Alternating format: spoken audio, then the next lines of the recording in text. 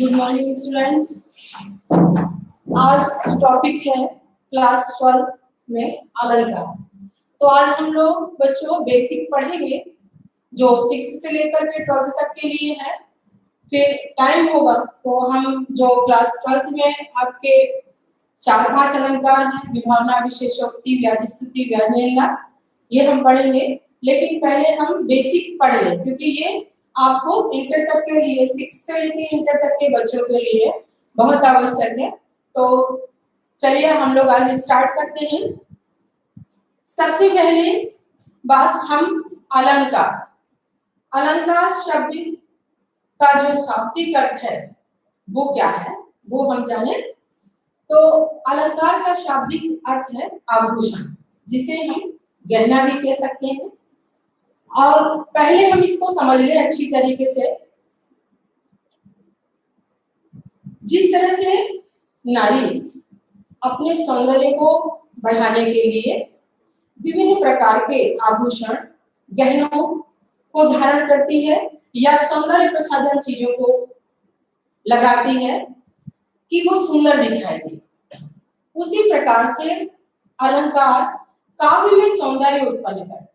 कविता कैसे सुंदर दिखेगी, तो इसकी कमी को पूरा करने के लिए सुंदरता कैसी, जिस तरह से मनुष्य सुंदर दिखता है और अपने सुंदरता के लिए विभिन्न चीजों का प्रयोग करता है, उसी प्रकार से काव्य कैसे सुंदर हो। तो अलंकार वही कार्य करते हैं कि कविता कैसे सुंदर। जिसे आपने पूर्व की कक्षा में पढ़ा होगा कि काव्य जो है, कविता में 2 स्वरूप होते हैं, बाह्य और आंतरिक। बाह्य स्वरूप जिसमें है हम लय, तुक, ताल, शब्दों का समायोजन ये देखते हैं, और आंतरिक गुण कब होता है जब हम कविता का अर्थ निकालते हैं। तो आंतरिक सुंदर हमें अर्थ से पता चलता है। तो आज हम जानेंगे कि अलंकार जो है कितने प्रकार के होते हैं। तो अलंकार में जो है 2 प्रकार के होते हैं, शब्दालंकार और अर्थालंकार।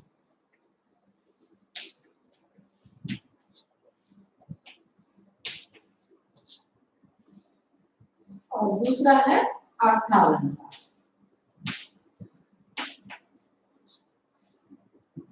शब्दालंकार में जहां शब्द के कारण काव्य में चमत्कार उत्पन्न होता है, सौंदर्य उत्पन्न होता है, तो उसे शब्दालंकार कहते हैं।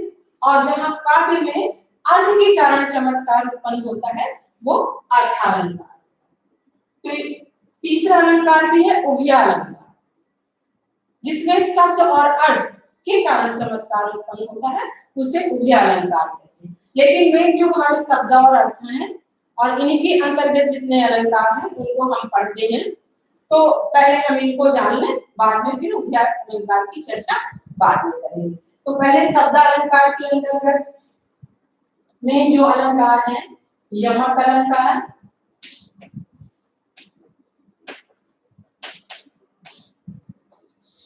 श्लेष अलंकार,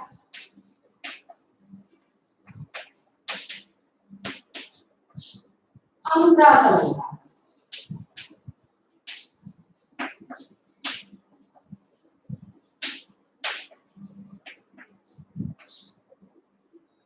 ये 3 अलंकार हैं। ये शब्दालंकार के मेन भेद हैं जो शब्दालंकार के अंतर्गत आते हैं। और अर्थालंकार के अंतर्गत उपमा अलंकार,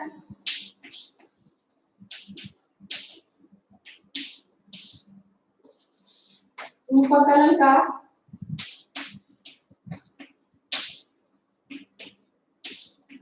उत्प्रेक्षा अलंकार।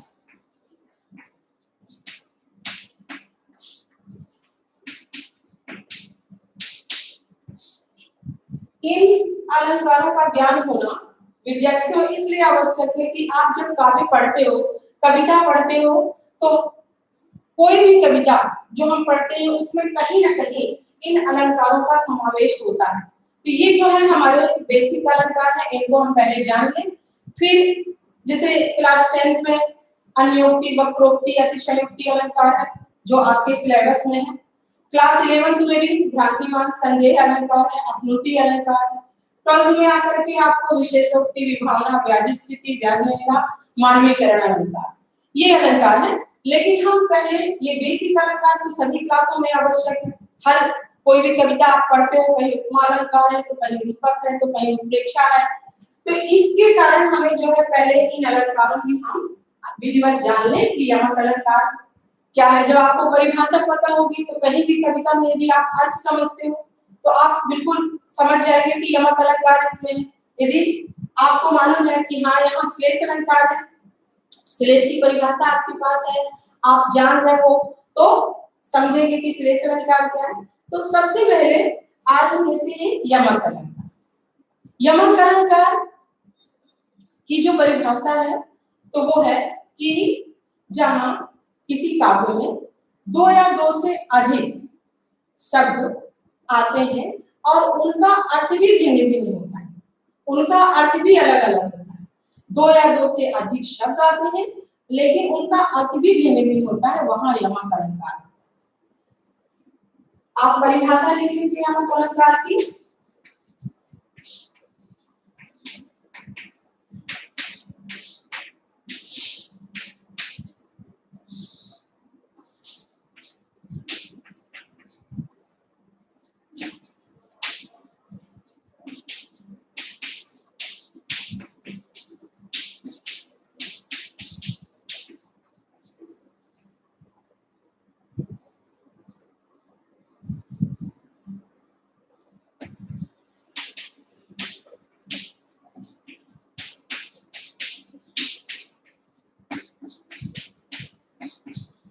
जहां काव्य में दो या दो से, जहां काव्य में एक शब्द दो या दो से अधिक बार आता है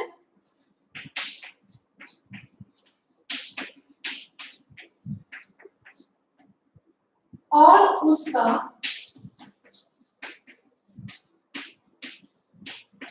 अर्थ भी भिन्न भिन्न होता है,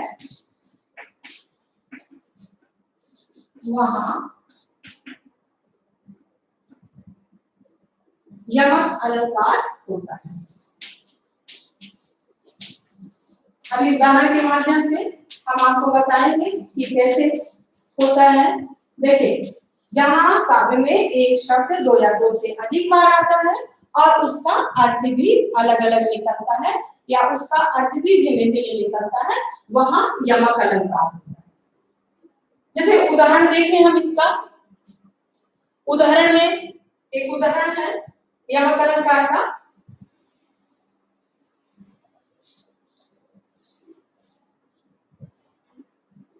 उदाहरण है कनक कनकती सौगुनी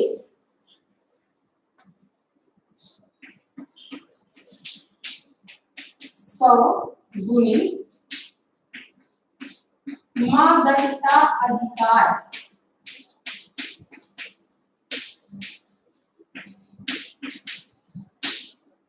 व खाए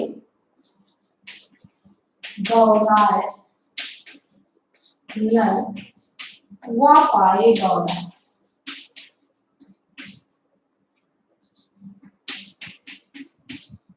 अब देखिए यहाँ कनक कनकती सौगुनी मादकता अधिकार व खाए गौराय व पाए गौराय। अब इसमें कनक कनक एक शब्द दो बार है। एक कनक का अर्थ है धतूरा और दूसरे कनक का अर्थ है स्वर्ण, सोना। अब इसका अर्थ जान लीजिए। इसका अर्थ यह है कि यदि आवश्यकता से अधिक मनुष्य के पास धन आ जाता है तो उसे भी अहम घमंड हो जाता है और जिसके कारण वो पागल पड़ जाता है। बौराना मतलब यहाँ पागल हो जाता है।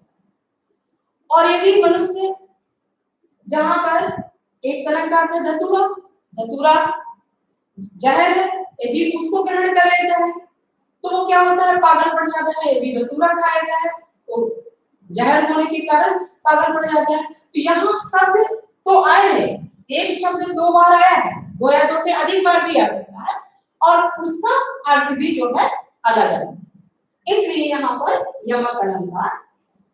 दूसरा अलंकार हम जाने श्लेष अलंकार।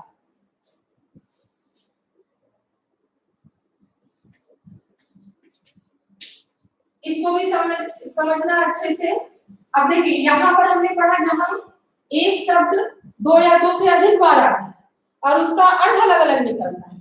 श्लेष अलंकार की परिभाषा क्या है? श्लेष का अर्थ ही है चिपका हुआ, जहां एक ही शब्द में अनेक अर्थ चिपके हुए, जहां एक शब्द 2 या 2 से अधिक बार आने की जगह आप सीधे से इसकी परिभाषा जान लीजिए कि जहां एक शब्द में अनेक अर्थ चिपके हो वहां श्लेष अलंकार। जैसे आपने कहा, उदाहरण देखिए, श्लेष अलंकार की परिभाषा जो है आप वहां पर जो है श्लेष अलंकार होता है। इसका उदाहरण खुल जाए, परिभाषा साधारण सी है, आप लिख सकते हो एक लाइन की परिभाषा, जहां एक शब्द में के अनेक अर्थ निकलते हो वहां पर श्लेष अलंकार। अब इसमें क्या होता है, यमक में जहां एक शब्द 2 से अधिक बार आता है उसका अर्थ अलग अलग निकलता है, और यहाँ पर क्या है, यहाँ पर जहां एक ही शब्द के अनेक अर्थ निकलते हैं वहां पर श्लेष अलंकार। जैसे एक उदाहरण है रहीम जी का, रहीमन पानी राखिए बिन पानी सब सून, पानी गए न उबरे मोती मानुष चून। यहाँ पर आपने देखा होगा कि जो है लास्ट में आता है मोती मानुष चून। अब पानी के जो है 3 अर्थ यहाँ निकलते। यदि मोती का पानी उतर गया है, चला गया है, तो मोती क्या है, व्यर्थ है, बेकार है। मनुष्य की यदि मान प्रतिष्ठा इज्जत नहीं समाज में, यदि उसका पानी चला गया है, यदि तो समाज में मनुष्य बेकार है। कोई भी मनुष्य यदि समाज में जीता है तो उसके लिए क्या होगा, वो सम्मान उसको पाना जरूरी है, और उसके लिए वो अपने जो उसके क्रियाकलाप है वो अच्छे होना चाहिए, जो उसकी दैनिक कार्य व्यवहार है वो अच्छा होना चाहिए, दुर्गुण नहीं होना चाहिए एक मनुष्य के अंदर। तो यदि किसी मनुष्य के अंदर है तो वो क्या है, समाज में उसको सम्मान नहीं मिलता। तो यहाँ पर एक अर्थ पानी का ये मानुष चून। अब बात आती है चून, यदि आटे का चून है, चोकर है, आटा है, तो बिना पानी के व्यर्थ है, आप उसकी रोटी बना करके नहीं खा सकते। या चूना ही है, चूने को बिना जल के व्यर्थ है वो चूना, क्योंकि आप जो है उस चूने को जो है उपयोग नहीं कर सकते बिना पानी के। तो इसलिए कहा है कि रहीमन पानी राखिए बिन पानी सब सून, पानी गए न उबरे मोती मानुष चून। ये 3 अर्थ जो है श्लेष अलंकार का यहाँ पर मोती मानुष चून, इसके 3 अर्थ है। नेक्स्ट अलंकार आता है हमारा अनुप्रास अलंकार। इसको समझिए थोड़ा। अनुप्रास अलंकार,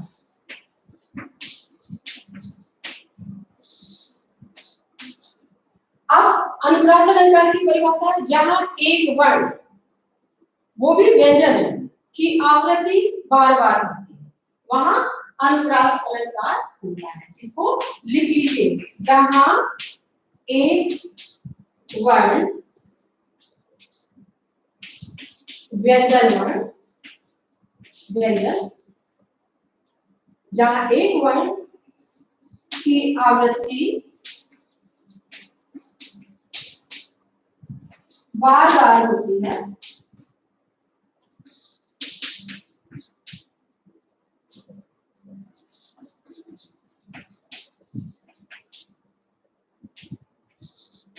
वहां अनुप्रास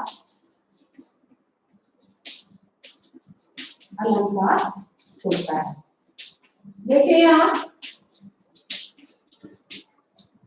स्वर नहीं होगा, इसीलिए लिख दिया है व्यंजन, जहां एक वर्ण की आवृत्ति, परिभाषा लिखी रहती है इस तरह से कि जहां एक वर्ण की आवृत्ति बार बार होती है वहां अनुप्रास अलंकार होता है।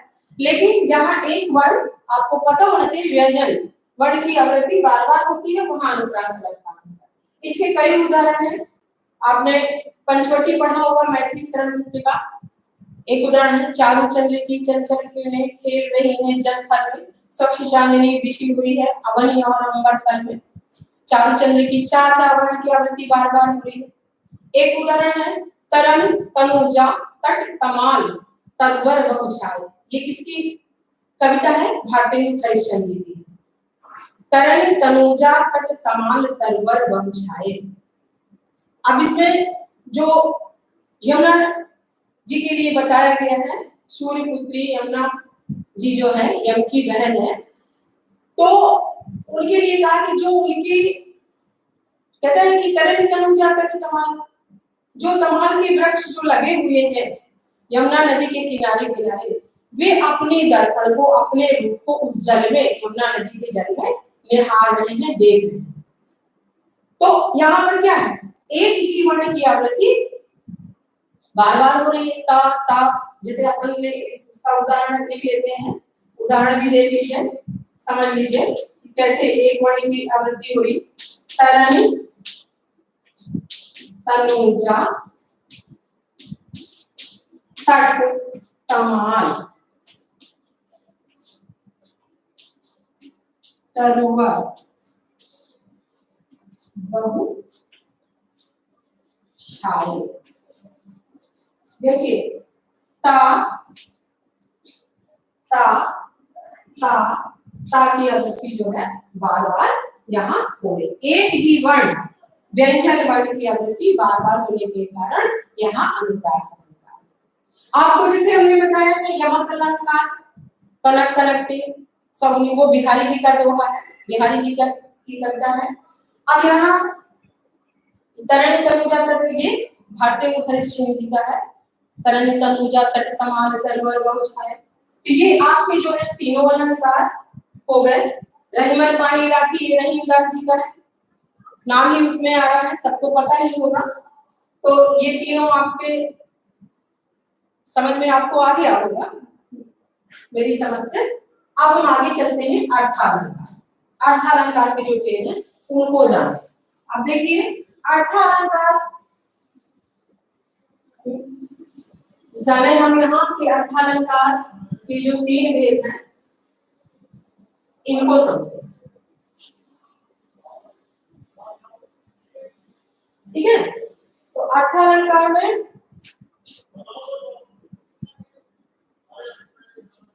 पहला भेद है उपमा अलंकार। जैसे अभी अपन लोगों ने देखा कि उपमा अलंकार, इसकी क्या परिभाषा है? जहां एक वस्तु व्यक्ति की तुलना किसी दूसरी वस्तु या व्यक्ति से की जाती है। कौन कौन सी चीजों को देख करके? उसके गुणों को देख करके। जैसे कहा ना कि जहां एक जो है वस्तु या व्यक्ति की तुलना गुण रूप के आधार पर किसी दूसरे व्यक्ति या वस्तु से की जाती है, वहां उपमा अलंकार। लिख लीजिए,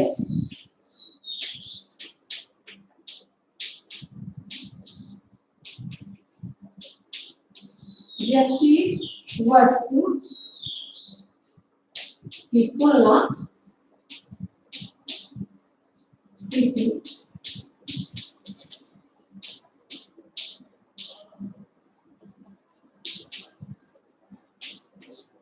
व्यक्ति वस्तु से की जाती है।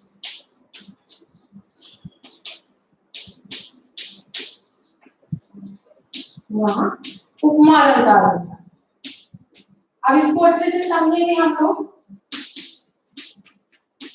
कैसे।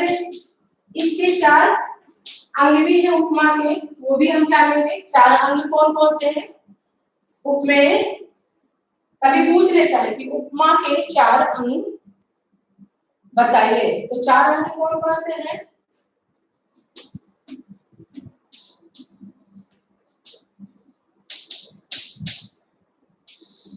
पहला है उपमेय, दूसरा है उपमान, तीसरा है साधारण धर्म, और चौथा है वाचक। अब इनको थोड़ा सा समझ ले, फिर इसका उदाहरण देकर के हम आपको बताएंगे। उपमा अलंकार के फिर हम उदाहरण आपको कई उदाहरण देकर के समझाएंगे। देखिए उपमेय क्या है, जिसकी उपमा दी जाती है, इसको लिख लीजिए आप, जिसकी, क्योंकि यहाँ कंफ्यूजन होता है बच्चों को, जिसकी उपमा दी जाती है।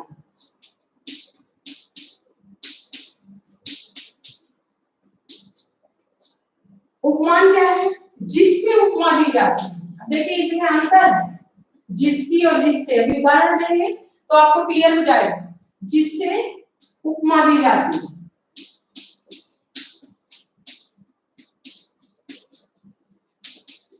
एक शब्द का अंतर है, जिसकी जिससे। जिसकी उपमा दी जाती है उपमेय, जिससे उपमा दी जाती है उपमान। साधारण धर्म क्या है, जिस विशेषता या गुण की उपमा दी जाती है, जिस विशेषता या गुण भी लिख सकते हैं की उपमा दी जाती है, की उपमा दी जाती है। चौथा पॉइंट आता है वाचक। जिस शब्द की उपमा दी जाती है, जिस शब्द की उपमा दी जाती है, इनको ध्यान रखना। जिस शब्द की, ये चारों काम करते हैं, जिस शब्द की उपमा दी जाती है। एक उदाहरण ले लेते हैं उपमा अलंकार का, हरिपद कोमल कमल से। उदाहरण देख लीजिए इसका, हरिपद कोमल कमल से। और आपको हम बता दें, इसमें जो भी उदाहरण होंगे उसमें कुछ वर्ड आते हैं, कुछ सा से सी, ये ध्यान रखना है आपको। कौन कौन, जैसे यहाँ पर देखिए से आया, सा से सी, ये जो है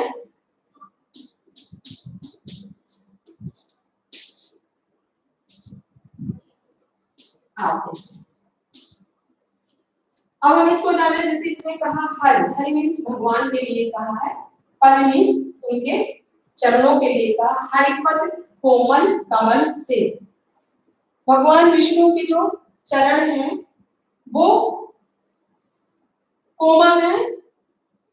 कैसे? कमल से।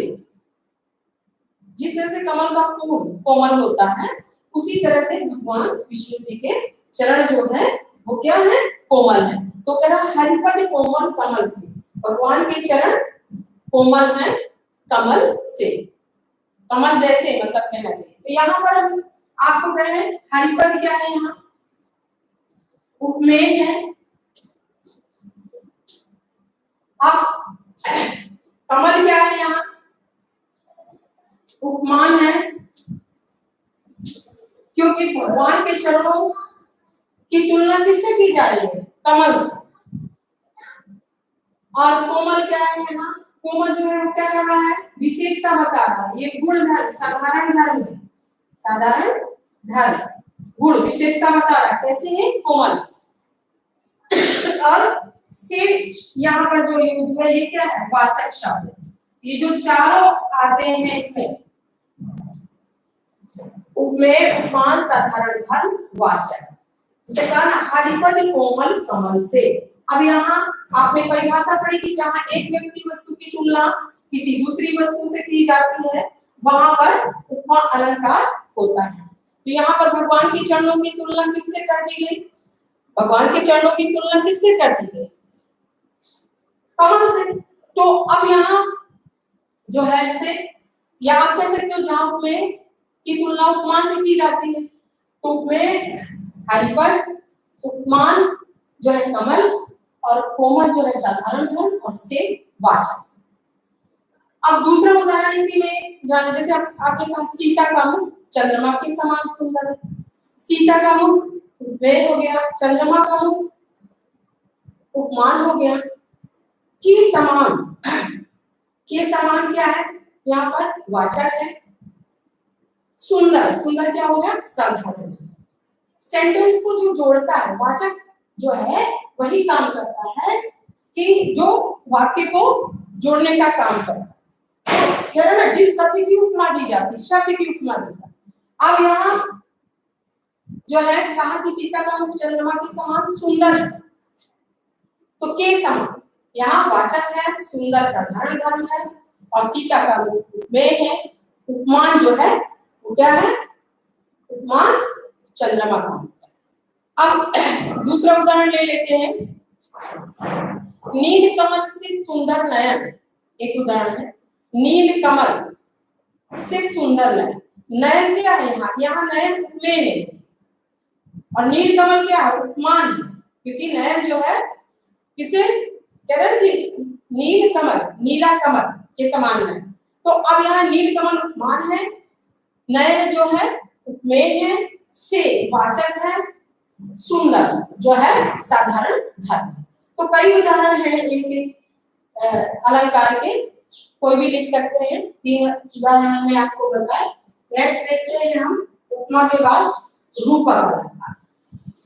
इसको देख लें, रूपक अलंकार को, उसको भी समझ लें थोड़ा सा। ये अर्धालंकार के भेद हैं, बहुत सारे भेद हैं, अभी हम क्लास वाइज बताएंगे आपको, लेकिन ये बेसिक है, ये हर क्लास में के लिए है, इसलिए अपन इसको किसी क्लास का नहीं कह सकते कि है, ये हर जगह आपको कविताओं में ये सब अलंकार मिलते ही मिलते हैं। तो आप इनका जो है ज्ञान अच्छे से प्राप्त कर लो। रूपक अलंकार,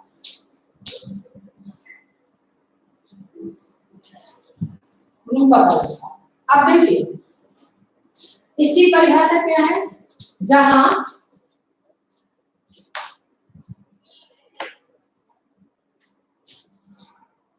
जहां उपमेय, उपमान एक रूप होता है,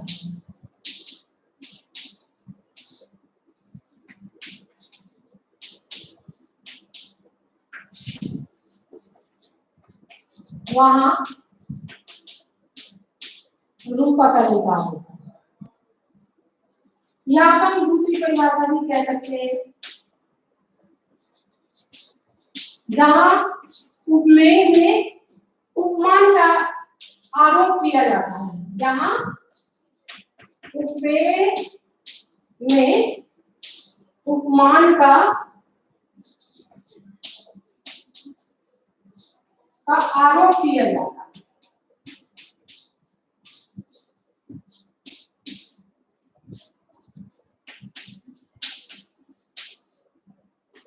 वहां रूपक अलंकार, किसी भी तरह से आप उदाहरण और परिभाषा लिख सकते हैं, चाहे आरोप किया जाता है या जहां उपमेय उपमान एक रूप हो जाते हैं, वहां रूपक अलंकार होता है। अब रूपक अलंकार की हम उदाहरण जान लें कि रूपक अलंकार कैसे है। जैसे उदाहरण है, चरण कमल बंदव हरिराई, चरण कमल बंदव हरिराई।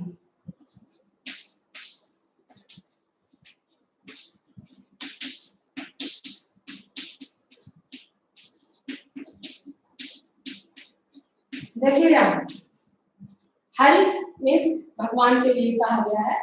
चरण कमल बंदव हरिराई, भगवान के चरण किसके समान है, कमल के समान। भगवान के चरण कमल के समान, जिस तरह से कमल है तो उस तरह से भगवान के चरणों को बताया जा रहा है। यहाँ आरोप किया जा रहा है कि भगवान के चरण जो है किसके समान है, कमल के समान। अब यहाँ दूसरा उदाहरण आता है, एक उदाहरण है जैसे मैया मैं तो चंद्र खिलौना ले, जय हो लोट धरन पर वही तेरी गोद नहीं।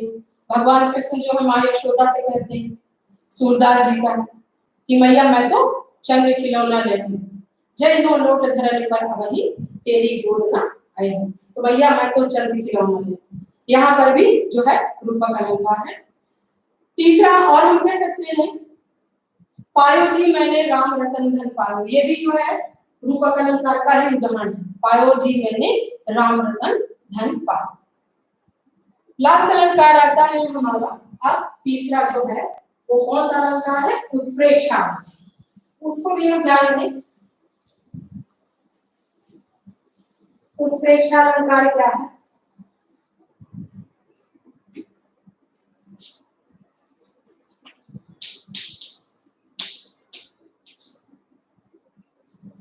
ये अर्थालंकार का तीसरा भेद है, उत्प्रेक्षा अलंकार। तो इसको हम समझ लें कि उत्प्रेक्षा अलंकार की परिभाषा क्या है? जहां उपमेय में उपमान की संभावना व्यक्त की जाती है वहां उत्प्रेक्षा अलंकार होता है। जहां उपमेय में उपमान की संभावना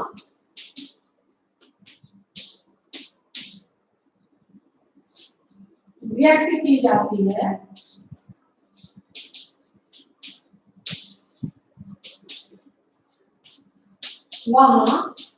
वहां उत्प्रेक्षा अलंकार होता है।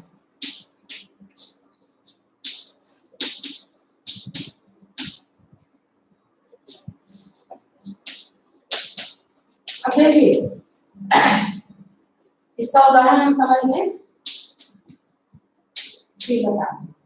इसका उदाहरण है एक बिहारी जी का दोहा है, उसको हम ले लेते हैं। सोहत ओढ़े पीत पट, उदाहरण है सोहत ओढ़े पीत पट श्याम सलोने का, मनो नील मणि सैल पर आतप परियो प्रभा। पहले पर लिख लेते हैं इस उदाहरण को, फिर उसके बाद आपको बताते हैं। सोहत, ये बिहारी जी का दोहा है। सोहत ओढ़े पीत पट श्याम, देखिए यहाँ पर ये जो इस तरह से कविता में लिखा है श्याम, ये जो है देशज शब्द है। इसको अभी सुधार कर सोहत ओढ़े पीत पट श्याम सलोने गात, गात मीन्स शरीर। सोहत ओढ़े पीत पट श्याम सलोने गात।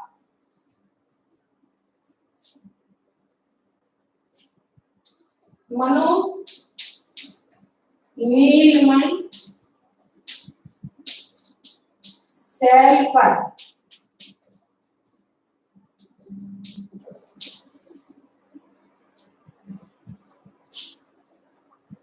मनो नीलमणि सैल पर आतप परियो प्रभात। ठीक है, अब इसको समझ लीजिए। यहाँ पर सोहत मतलब अच्छा लगना, सुहाना लगना, जैसे सुंदर लगना। पीत मीन्स पीला, ओढ़े मीन्स धारण किए हुए या पहने हुए ओढ़े हुए वस्त्र को, पीत मीन्स पीला, पट मीन्स वस्त्र। श्याम, श्याम का जो है तत्सम शब्द जो है विदेशज है, श्याम का हम ऐसे लिखेंगे, लेकिन कविता है तो इसलिए कविता में जैसा होना नीलमणि पर्वत, यहाँ पर सैल जो है कविता में, लेकिन सैल का जो शुद्ध रूप है वो हम ऐसे लिखते, सैल मीन्स पर्वत।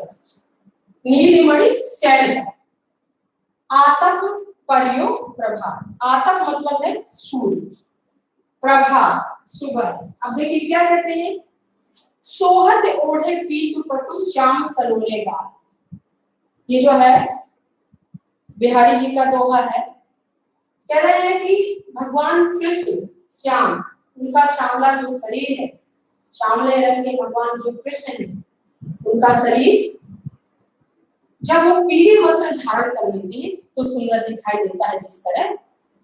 उसी तरह जो प्रातः काल, मतलब प्रभात मतलब सुबह, प्रातः काल, आतप मतलब सूर्य, सूर्य का जो प्रकाश है वो नीलमणि पर्वत पर पड़ता है तो सुंदर दिखाई देता है नीलमणि पर्वत जैसे। उसी प्रकार भगवान श्री कृष्ण का जो श्यामला शरीर है पीला वस्त्र धारण करने पर सुंदर दिखाई देता है। अब यहाँ क्या है, यहाँ एक दूसरे पे मतलब से संभावना व्यक्त, जहाँ उपमेय में उपमान की संभावना व्यक्त की जा रही है कि जिस तरह से नीलमणि पर्वत के लिए कहा है सैनिक पर्वत, नीलमणि पर्वत जो है सुंदर दिखाई देता है जब प्रातः काल का, जब सूर्य जो है नीलमणि पर्वत पर पड़ता है, सूर्य की किरणें पड़ती है तो वो सुंदर दिखाई देता है। उसी प्रकार भगवान का शरीर जो है पीले वस्त्र धारण करने पर भगवान श्री कृष्ण सुंदर दिखाई देते हैं। इसको लिख लीजिएगा, गात मीन शरीर लिख लीजिए, क्योंकि अर्थ नहीं समझ में आता है। आतक मतलब होता है सूर्य, सोहत मीन्स होना, ये सैल मीन्स पर्वत, पट मीन्स होता है वस्त्र, पीत शब्द आया है या पीत शब्द या पीत है पीले रंग से। तो ये जो अलंकार आपके 6 अलंकार हुए, शब्दा अलंकार, अर्थालंकार, शब्दालंकार में अनुप्रास यमक शेष बताया, और इसमें जो है हमने उपमा रूपक उत्प्रेक्षा, उपमा के अंग भी समझाए। उपमा के अंग को भी अच्छे से पढ़ लीजिएगा, कभी कभी पूछ लेता है कि उपमा अलंकार के कितने अंग होते हैं, तो बच्चे नहीं लिख पाते हैं, क्योंकि बहुत सिंपल है, साधारण उसी बेस पे जो है उसकी परिभाषा है उपमेय, उपमान, साधारण, धर्म और वाचक। ये आपको पता होना चाहिए कि उपमेय क्या है, उपमान क्या है। उपमेय जिसकी उपमा दी जाती है, उपमान जिससे उपमा दी जाती है, साधारण धर्म उसकी गुण और विशेषता होती है, उसकी विशेषता क्या है, और जो है वाचक जो है वो वाक्य को जोड़ने का काम करता है, जिस शब्द की उपमा दी जाती है, वाचक।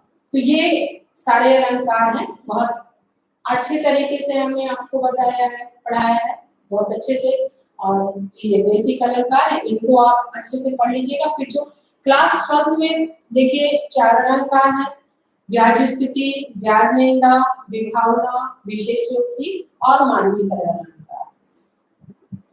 तो ये हम आपको क्लास वाइज बताएंगे, क्योंकि टाइम 30 मिनट निर्धारित किया है, दूसरे टीचर भी आ जाते हैं तो उनका भी पीरियड होता है, इसलिए हम अब जो नेक्स्ट जब आएंगे तो क्लास 12 के जो आपके विभावना, विशेषोक्ति, व्याज स्थिति, व्याज निंदा, उन अलंकारों पर चर्चा करेंगे और उनको हम समझेंगे। रही बात 11th में, आपने 11th में अपनुति अलंकार पढ़ा था और आपने संदेह अलंकार पढ़ा था, भ्रांतिमान अलंकार पढ़ा था, विरोधाभास अलंकार पढ़ा था। ये 4 अलंकार वहां पर भी आपको 11th क्लास में पढ़ा चुके हैं, और क्लास 10th में आपने अन्योक्ति, वक्रोक्ति और अतिशयोक्ति अलंकार पढ़ा था। ये जो जितने भी अलंकार हैं तो इनको हम एक दिन सारे अलंकारों को पढ़ लेंगे, तो आपका 10th 11th 12th का जो अलंकार वाला सिलेबस है वो पोर्शन ग्रामर का, व्याकरण का कंप्लीट हो जाएगा। नेक्स्ट जब हम क्लास में आएंगे तो आपको बताना है, अभी हम लोग हिंदी साहित्य का इतिहास पढ़ रहे थे, जिसमें हमारा आधुनिक काल क्लास 12 का चल रहा था, भारतीय युग, द्विवेदी युग, छायावाद हम पढ़ा चुके हैं, प्रगतिवाद, प्रयोगवाद और नई कविता, ये 3 बचे हैं, तो इनको हम नेक्स्ट वीडियो में आपको समझाएंगे। सभी लोग ऑनलाइन रहा करिए, ऑनलाइन होने पर यदि बच्चे हैं ऑनलाइन और टीचर पढ़ा रहे हैं तो वो उसको भी थोड़ा, उसका भी मनोबल बढ़ता है कि हाँ बच्चे पढ़ रहे हैं। बाद में आप बहुत वीडियो देख लेते हैं तो कोई वो नहीं, लेकिन आप समय पर जो है ऑनलाइन रहा करिए। तो आज के लिए इतना ही है और हम यहीं पर एंड करते हैं। थैंक यू सर, बंद कर दी सर।